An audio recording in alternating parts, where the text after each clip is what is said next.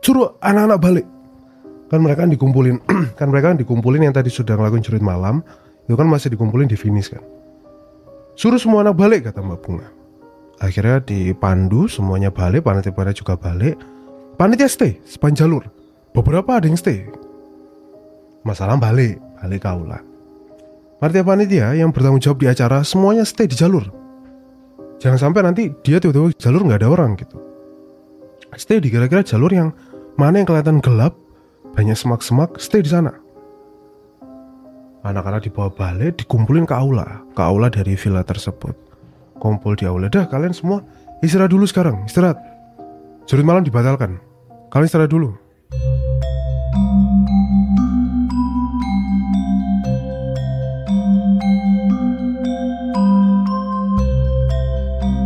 Assalamualaikum para sobat horor.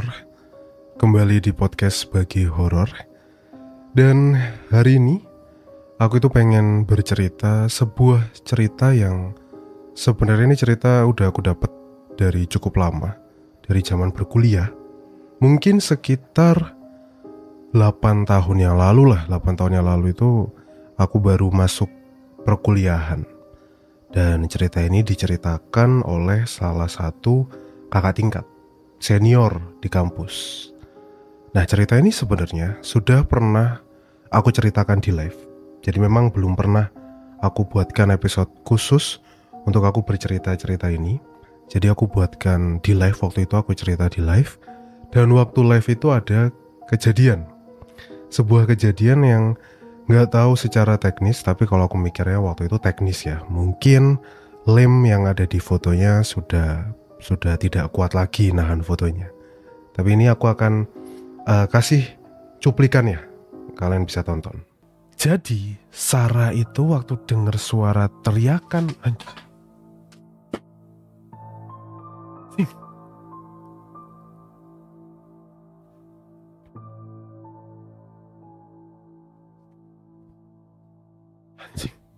Nah, itu tadi cuplikannya, sobat horor.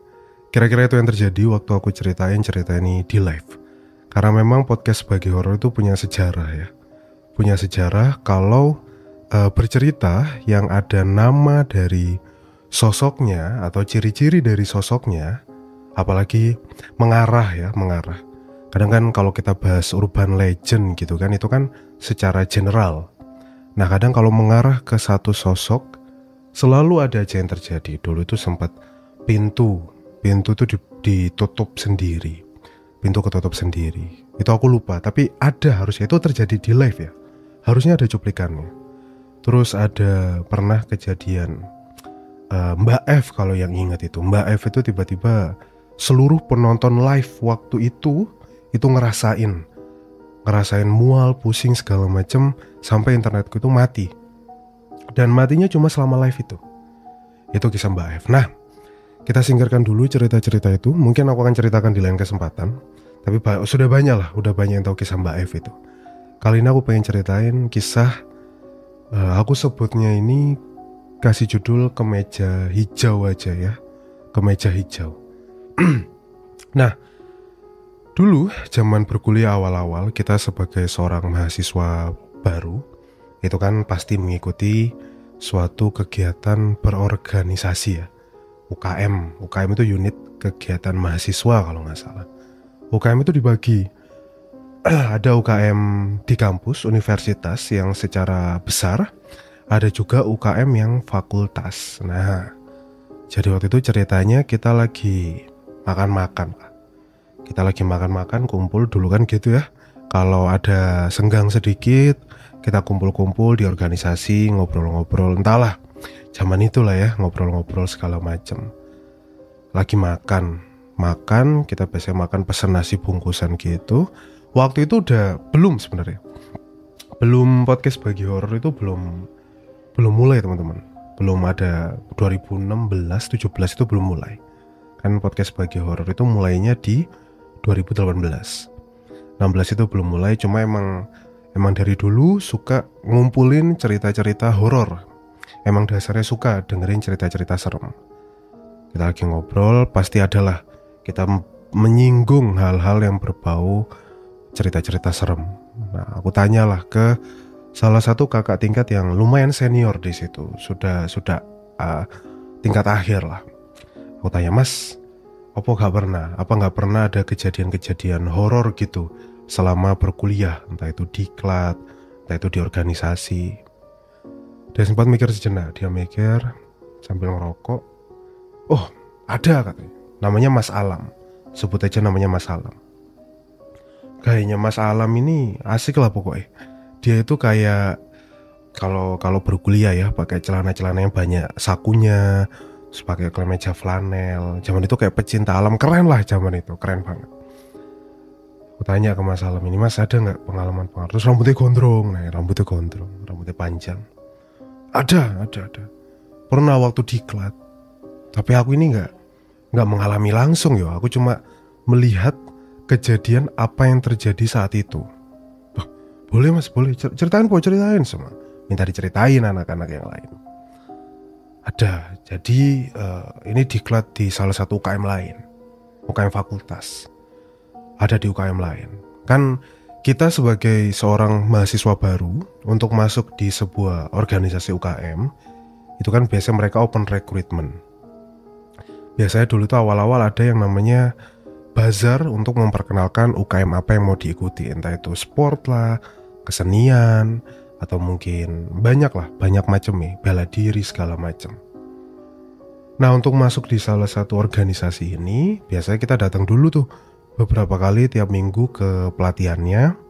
Setelah ikut pelatihan, biasanya akan ada yang namanya diklat.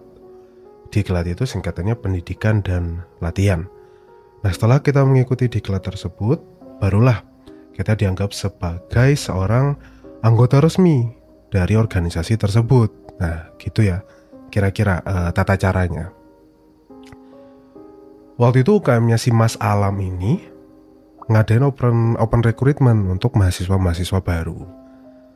Nah, setelah melakukan berbagai macam pelatihan, setiap minggu datang ada sesi-sesi pembelajaran gitu, memperkenalkan UKM apa ini. Aku nggak sebutin nama UKM-nya ya. UKM apa itu, terus diadakanlah diklat ini. Sebenarnya ngadain diklat ini juga bukan di tempat-tempat yang angker atau serem, enggak. Mereka nyewa villa di dataran tinggi, mereka nyewa satu villa, dan disitulah mereka ngadain pelatihan. Villa kata Mas Acer ini menurut ceritanya Mas Alam, aku sendiri nggak tahu bentuk villanya seperti apa. Kalau menurut ceritanya Mas Alam, bentuk villa pada umumnya cuma halaman belakang itu luas. Jadi anak-anak bisa ya bakar-bakar di situlah waktu ada malam keakraban. Terus dibuatlah satu kayak panggung kecil gitu untuk malam-malam, ada pentas seni juga kan. Nah, masalahnya dalam rangkaian diklat ini tidak cuma menyenangkan. Kan dari mulai sesi pelatihan, pengenalan UKM itu secara mendalam, terus ada malam keakraban, kenal-kenalan satu sama lain, sampai ada yang namanya, pasti biasanya sih, ada yang namanya jurit malam. Jurit malam tuh gak pernah ketinggalan lah untuk hadir di sebuah acara diklat.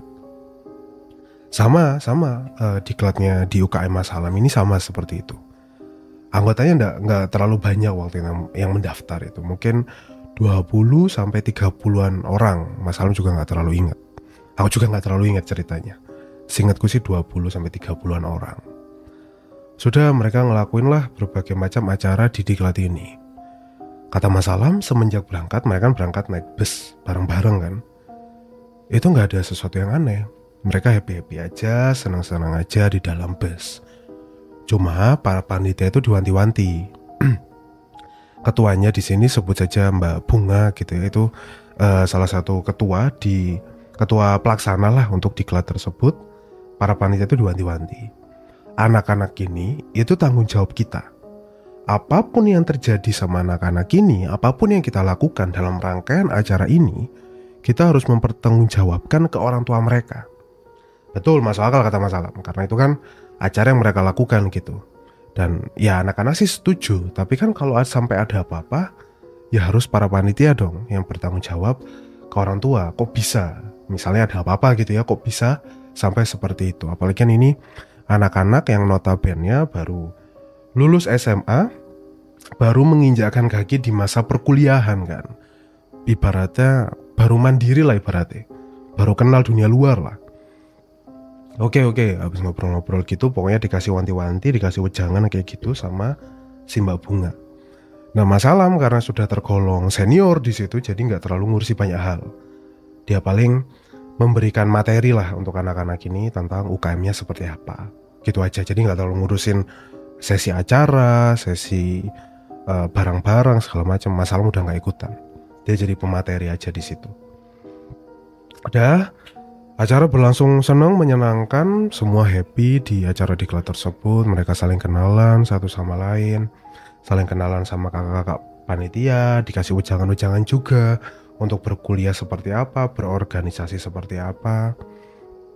Sampai kan mereka ngadain itu Jumat berangkat, Minggu pulang kan. Berarti Jumat berangkat, Minggu pulang 3 hari 2 malam lah ya. Bisa dibilang Jumat 1 minggu, ketemu malamnya 2 kali.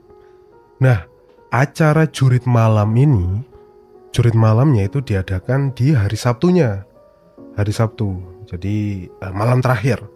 Baru mereka mengadakan yang namanya jurit malam. Nah, buat yang nggak tahu ya, mungkin di antara beberapa dari kalian nggak tahu jurit malam itu apa. Karena kemarin waktu ngadain live juga beberapa masih, ya mungkin ada anak-anak kecil yang masih mendengarkan gitu. Jadi nggak tahu jurit malam itu apa. Jurit malam itu aku juga nggak tahu pastinya seperti apa, tapi biasanya kita akan dibangunkan tengah malam, kita disuruh menyusuri suatu jalan yang sudah ditentukan sama panitia malam-malam. Biasanya jalurnya cukup menyeramkan. Kadang ada beberapa yang sampai ekstrim itu si panitianya jadi setan, pakai cosplay pocong, kuntilanak gitu untuk menakut-nakuti. Kadang juga ada yang disuruh ngambil sesuatu di kuburan sampai kayak gitu. Tapi berdasarkan pengalamanku, jurit malam yang pernah tak ikuti itu nggak sampai se ekstrim itu. Jadi jurit malamnya ya cuma sekedar jalan melalui rute, terus ketemu panitia ketemu beberapa pos panitia gitu, terus dikasih wejangan di situ. Jadi nggak sampai yang terlalu ekstrim yang selama ini aku udah beberapa kali lah yang namanya diklat sama jurit malam itu. Udah lumayan sering. Nah, jurit malam yang diadakan mohon maaf ya, agak batuk sedikit ini. Jurit malam yang diadakan sama UKM-nya si Mas Alam ini, itu jurit malam yang normal-normal aja, nggak terlalu serem. Cuma waktu itu setiap kelompok itu cuma 3 orang. Dan mereka melalui rute ya sekitar villa itu sebenarnya. Cuma agak masuk ke dalam kebun-kebunnya gitu loh. Jadi memang dipilih rute-rute yang lumayan gelap. Sudah tengah malam hari Sabtunya, jadi hari Jumat itu datang, mereka sudah pemberian materi. Terus malamnya mereka istirahat dulu, Sabtu pembekalan materi lagi segala macem. Jumat itu diadain makrab itu ya, makrab sama pentas seni. Nah, Sabtu malamnya mereka ngadain jurit malam. Jadi kata Mas Alam itu seingat dia sekitar jam 1 apa setengah 1 anak-anaknya dibangunin per 3 orang. Jadi dibangunin, bangun ayo ke depan gitu. Jadi setelah kelompok ini jalan sampai ke pos berapa kan ada HT. Misalnya kelompok 1 nih, kelompok 1 sudah sampai pos 3, nah baru kelompok 2 dibangunin, suruh jalan. Nanti kelompok 2 sampai pos 3, kelompok selanjutnya jalan, gitulah intinya kayak gitu. Nah akhirnya kelompoknya ada 1 orang perempuan yang jadi highlight utama dari cerita ini. Ya main karakter lah sebutannya, karakter utama dari cerita ini. Sarah, sebut saja namanya Sarah, perempuan. Sarah ini dibangunin. Mereka kelompok ketiga atau keempat gitu. Jadi sudah lumayan jam setengah 2 atau jam 1 lebih lah. Lumayan pagi itu. Sarah dibangunin, kelompoknya Sarah. Isinya 3 orang. Kalau nggak salah seingatku 1 cowok, 2 cewek. Sarah sama temennya A sama B ini. Mereka dibangunin, kan mereka udah dikasih suruh bawa senter kan dari rumah. Tapi senter dikumpulin. Kalian pilih satu senter mana yang menurut kalian percaya bisa menuntun kalian sampai nanti ke finish. Dan mereka milih satu senter yang besar. Oke, tunggu ya. Setelah sampai pos 3, baru mereka jalan. Di jalan itu ya namanya juga di puncak ya, posisinya di atas dataran tinggi, dingin, gelap, terus nggak banyak aktivitas warga, sudah tengah malam juga. Suara anjing-anjing hutan itu kedengeran. Ini Mas Alam nih kebagian di pos berapa gitu, untuk ngasih pembekalan materi juga. Nah ini, masalah muncul di sini. Bahkan sebelum ke pos 1 seingatku ceritanya ya. Bahkan sebelum di pos 1. Jadi mereka itu bertiga nih, kan bawa senter. Yang tengah itu si Sarah itu bawa senter. Menurut pengakuan kedua temennya, ini nanti aku ceritain apa yang mereka rasakan. Pokoknya intinya mereka itu ngedengar sesuatu suara dari atas mereka. Suaranya tuh menakutkan.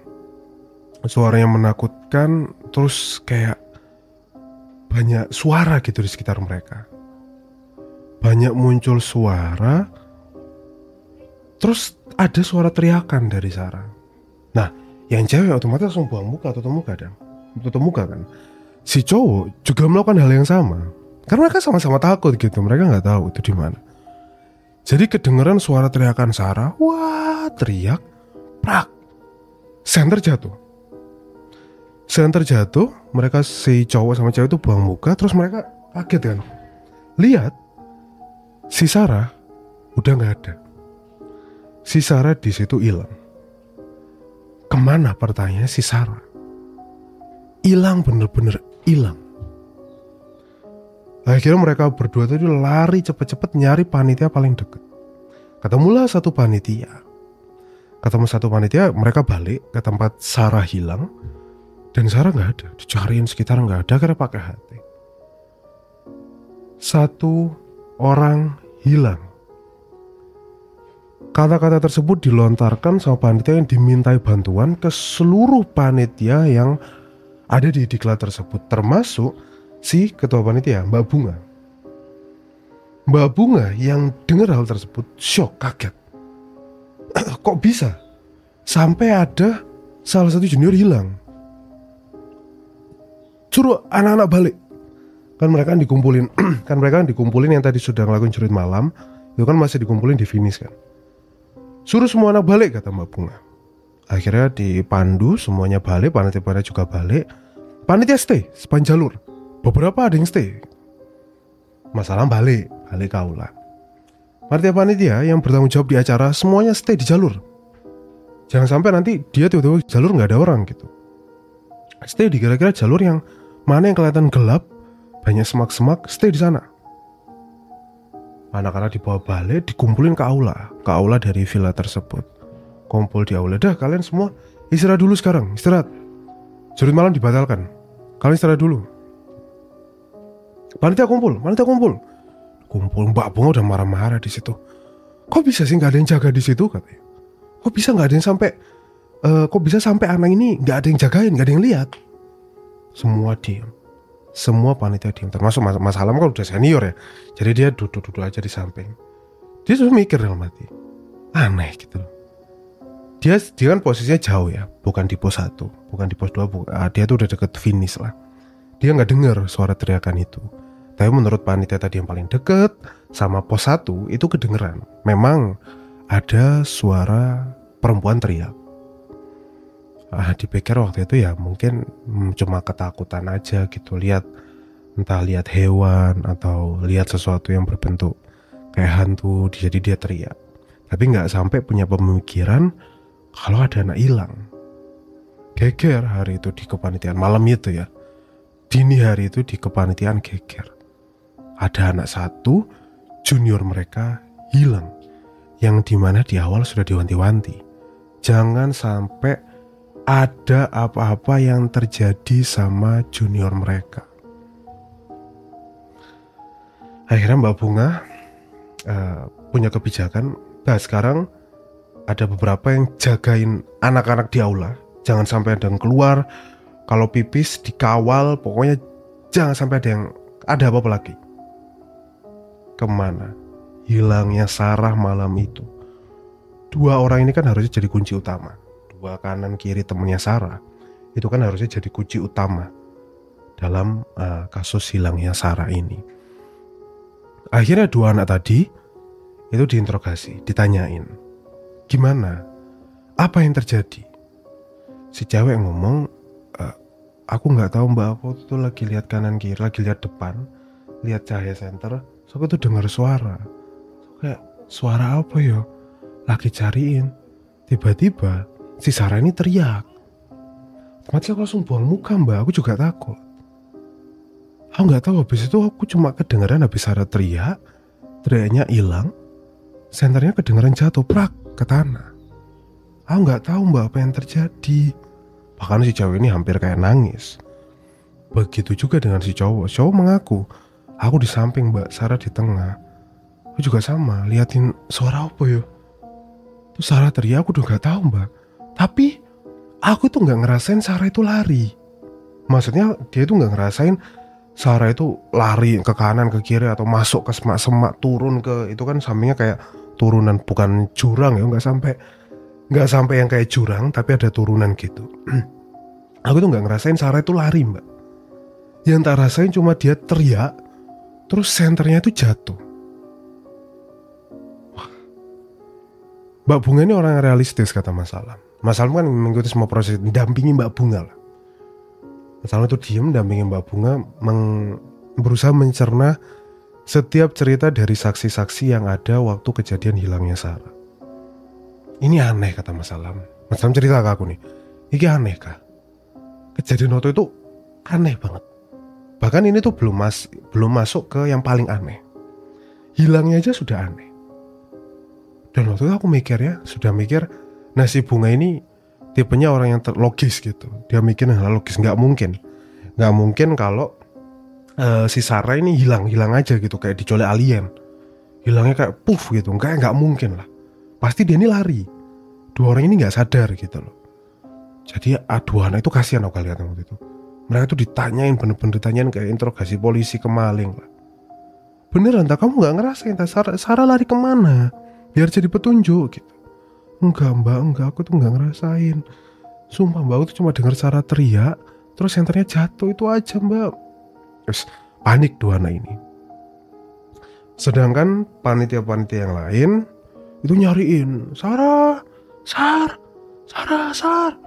Disenterin di seluruh jalur itu sampai beberapa detik kita melebar yuk. Siapa tahu dia lari terus ke jalur mana gitu, melebar ke sana. Mereka kan nggak bisa kayak, aku juga mikir waduh ini jadinya kayak kasus polisi yang nyari beberapa meter, radius berapa ratus meter gitu. Enggak, mereka nggak sampai kayak gitu. Mereka nyari yang kira-kira masuk akal aja. Kemana? Toh sekitar situ juga perkampungan warga kan. Jadi bukan yang di hutan banget. Jadi kayak aneh gitu loh kalau hilang. Ini tuh cuma dataran tinggi, ada kebun, jalan naik ke atas dikit, terus kanannya ada kayak turunan, atasnya ada perbukitan. Jalur-jalur begitu lah. Tapi deket banget sama perkampungan warga, itu deket. Kemana sih Sarah? Akhirnya itu dicariin tuh, cari terus sampai subuh. Dan Sarah belum ditemukan. Wah, ini jadi masalah besar. Bukan cuma untuk para panitia, tapi juga untuk Mbak Bunga sebagai ketua dari pelaksana diklat tersebut. Dia menanggung tanggung jawab yang sangat besar di pundaknya. Dia merasa kalau hilangnya Sarah harusnya nggak terjadi, harusnya tanggung jawabnya dan ini bisa diantisipasi. Sayangnya kok nggak kepikiran antara start awal di villa sampai ke pos 1 itu kok nggak ada satupun panitia gitu loh yang jaga di situ. Karena dipikir deket dan harusnya nggak ada apa-apa. Kok bisa hilang? Kok bisa nggak ada? Sampai pagi dicariin itu nggak ada. Semua orang bingung di situ. Semua orang panik. Sampai akhirnya Mas Alam, gini aja loh, Bunga ini kayak kalau nggak salah waktu itu masih hitungannya adik kelasnya Mas Alam lah. Jadi Mas Alam udah senior banget. Nah Bunga ini adik kelasnya tapi jadi ketua. Iya Mas Alam gimana? Wes tenang, kamu istirahat dulu. Aku tak sama anak-anak laki-laki yang lain, tak berusaha minta bantuan ke warga. Kamu istirahat dulu, sekalian jaga yang di dalam aula, biar nggak ada kejadian-kejadian lagi. Aku tak minta bantuan, kamu siapin sarapan aja, kan itu udah mulai menjelang subuh tuh. Kamu siapin aja sarapan sama anak-anak yang lain. Aku tak ke warga, karena udah mulai subuhan ke masjid.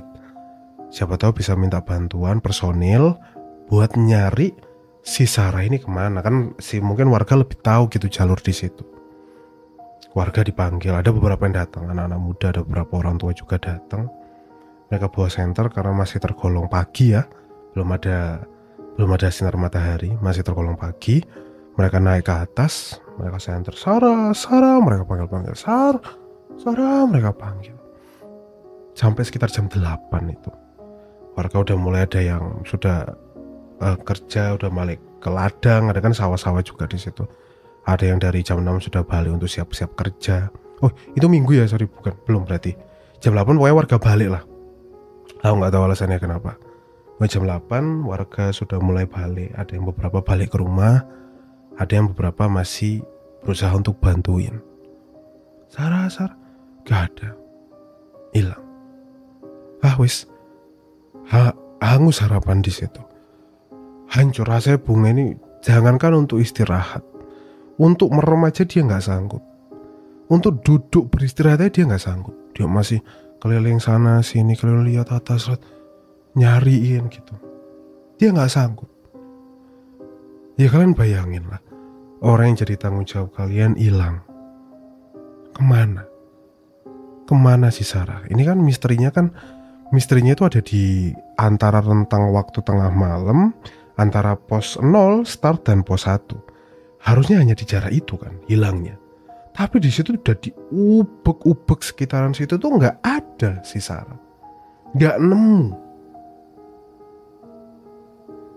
Akhirnya Mbak Bunga wis sampai udah mulai siang, Mbak Bunga naik lagi ke atas. Masalah masih nyariin Sarah, masih teriak-teriak. Ada beberapa yang istirahat, kalian yang capek istirahat dulu aja. Aku tak nyariin sama yang senior. Mbak Bunga naik ke atas, Masalah, wes Bung istirahat toh. Kamu istirahat aja, kau usah ikut naik, kau usah kesini. Gak masalah, firasatku ini gak enak. Nah terus gimana? Gak tahu, kayak aku ini ngerasa dia itu ada deket sini, tapi kok nggak ada gitu lah. Wes, kamu ini biasa tak kenal paling logis loh Bunga, katanya gitu. Kan biasa tak kenal paling logis orangnya. Tapi kok sekarang kamu tuh ngerasa kayak gitu-gitu. Gak tahu masalah. Tapi aku tuh ngerasa dia di dekat sini. Ya wes, saya nyariin barang aku nih kamu ikut. Ya wes, ayo cariin. Mbak Bunga itu lihat ada satu selah teman-teman. Jadi ada pohon gede gitu. Di situ ada selah masuk ke dalam memang. Itu masih antara pos 1 situ. Ada selah masuk ke dalam. Tapi itu semak-semak belukar di situ. Dan kalaupun Sarah masuk situ ya harusnya kesusahan lah. Harusnya kesusahan untuk jalan lebih masuk ke dalam. Sarah dipanggil Bunga. Sarah dipanggil. Ya Allah, dia berdoa dalam hati. Segala doa-doa yang dia ingat dia baca. Akhirnya ya wes lah, cari tempat lain. Pas Bunga ini mau turun, masalah udah nyari ke atas. Bunga mau turun ke bawah, dia dengar ada yang nangis. Kedengeran ada suara orang nangis. Nangis lirih gitu loh. Noleh Bunga ini. Pas dilihat ke semak-semak, Sarah itu jongkok di semak-semak, deket banget sama jalan utama dan deket banget sama pos 1. Bayangin ya, Sarah itu ada di deket jalan utama yang tadi mereka nyari-nyari teriak di situ, dan deket sama pos 1. Berarti itu deket banget lah sama tempat dimana menurut pengakuan 2 temen ya Sarah itu hilang. Sarah, Mbak Bunga, Mbak. Sarah berdiri, Mbak Bunga. Dia tuh di semak-semak, lagi jongkok di semak-semak. Sarah berdiri, lari langsung dipeluk, Mbak Bunga. Nangis. Sarah ketemu. Sarah ditemukan. Dipanggil semua partai yang di atas, suruh turun. suruh kumpul di aula, suruh mereka istirahat dulu, yang makan-makan, yang istirahat. Anak-anak yang di aula suruh keluar dulu. Sarah dimasukin aula, masuk di paling pokoknya anak-anak suruh keluar dulu, nggak boleh ada yang denger di ruangan khusus gitu di aula, di vilanya. Di situ ditanyain, Sarah ditenangin kan, Sarah ditenangin, dikasih minum, ditenangin, ditanyai, kamu ini kemana Sarah? Kamu ini kemana? Kok bisa hilang? Dan apa yang kamu rasain? Kamu ini kemana? Masalah waktu nunggu di aula depan, di aulanya. Dia nungguin, ini apa ya yang terjadi sama anak ini ya? Dia penasaran tapi dia gak boleh masuk. Jadi yang masuk itu cuma boleh Mbak Bunga sama 2 teman ceweknya, salah satu wakil ketua pelaksana sama satu lagi siapa gitu, aku gak inget. Sama si Sarah. Gak lama, mungkin setengah jaman doang di situ. Keluar dari ruangan itu. Nah masalah lihat ekspresi Mbak Bunga ini, si bunganya itu flat kayak, kayak orang shock, kaget, flat gitu. Kasih tahu, wes, wes, kamu jangan cerita-cerita ke siapa-siapa. Wes, biar apa yang kamu alami jangan diceritain dulu. Kamu diem-diem aja, ya. Iya Mbak Bunga. Pokoknya kamu nanti kalau ditanyain, ya kamu bilang aja tersesat gitu. Jangan cerita apa yang kamu alamin. Boleh sih cerita, tapi jangan sebutin ya gitu. Mas Ham tuh denger omongan itu, jangan sebutin ya. Kalau kamu cerita gak apa-apa wis, tapi jangan sebutin yang itu ya. Iya Mbak. Oke. Sarah pergi, Mas Ham bingung. Kenapa? Gak apa-apa. Wis, kamu diem-diem aja ya. Diem-diem aja. Wes. Semua itu wis lupa wis kejadiannya. Minggu kan sudah habis sarapan, mereka ada sedikit pembekalan dari Mbak Bunga. Maaf ya, segala macam permintaan maaf segala macamnya. Terus klarifikasi tentang Sarah juga. Ya sudah. Wes, kita pulang sekarang. Tetap hati-hati di jalan segala macam. Mereka balik ke kampus. Nah, hal itu lama tuh. Hal itu akhirnya jadi sekedar cerita aja di mana di UKM ya, dan juga di kampus. Di kampus beberapa anak yang kenal Sarah tuh dapat cerita tuh. Sarah sempat hilang. Dia bilang hilangnya kemana, dia juga nggak tahu. Tapi itu dia nemu jalan. Nah, ini tak ceritain apa yang dialami Sarah, yang diinterogasi sama Bunga di dalam ruangan itu, yang cuma mereka berdua, mereka bertiga doang yang tahu. Bertiga atau berempat. Jadi yang dirasain Sarah adalah, Sarah itu berasa waktu dia lihat atas, dia tuh lihat ada yang ngintip. Di atas itu ada yang ngintip. Di atas kayak ada orang gini di pohon itu ngintipin Sarah. Terus Sarah langsung buang setar, dia teriak, ya gitu. Nah waktu dia melek, dia tuh bukan di jalan awal. Dia tuh panggilin teman-temannya, teman-teman 3 orang yang ikut dia tadi. Gak ada. Kok gak ada orang? Terus dia jalan. Nah, jalan yang dia lalui katanya itu berbeda 180 derajat dengan waktu dia diklat itu, yang jalanan untuk untuk jurit malam. Jalan terang, banyak lampu jalannya, jalan juga aspal bagus banget. Cuma sekitarnya ini hutan, bukan kebun lagi ya. Hutan rimbun banget. Hutan rimbun. Di samping-sampingnya itu banyak ada orang ngintip dari beberapa pohon-pohonnya. Itu ngintipin Sarah jalan. Sarah kan jalan terus kan, dia ketakutan. Dia takut lihat kanan kiri, dia jalan terus lihat bawah. Jalan terus. Kadang-kadang itu masih ada beberapa orang ngintip gitu. Bentukannya orang kata Sarah. Orang tapi kayak orang wajahnya pucet, aneh gitu loh. Ngintipin dari pohon-pohon itu.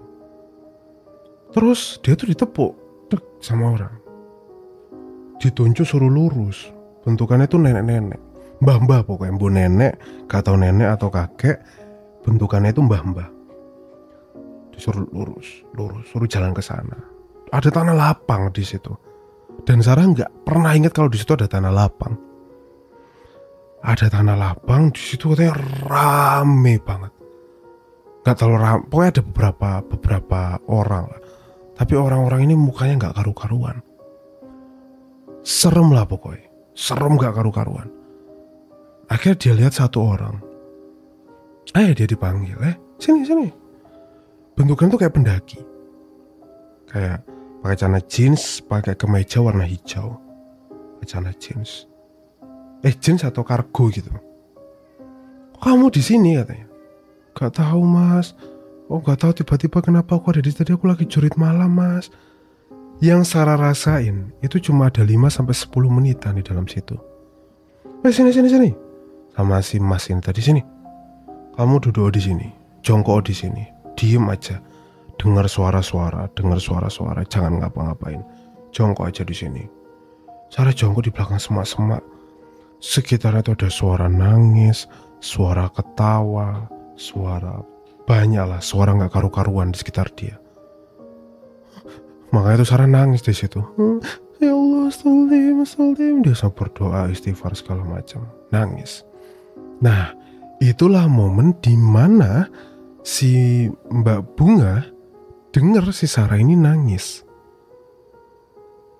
Dan waktu Sarah buka mata, dia tuh sekitar udah kebun. Padahal itu dia tuh jongkok masih dekat-dekat area lapangan itu. Waktu dia melek, dia itu udah di semak-semak belukar tadi. Dan Sarah ngerasa di dalam situ tuh gak sampai 10 menit katanya. Jadi cuma jalan, ketemu, suruh jongkok, suruh diem, udah gak sampai 10 menit katanya. Bahkan ya bentar banget lah kejadiannya.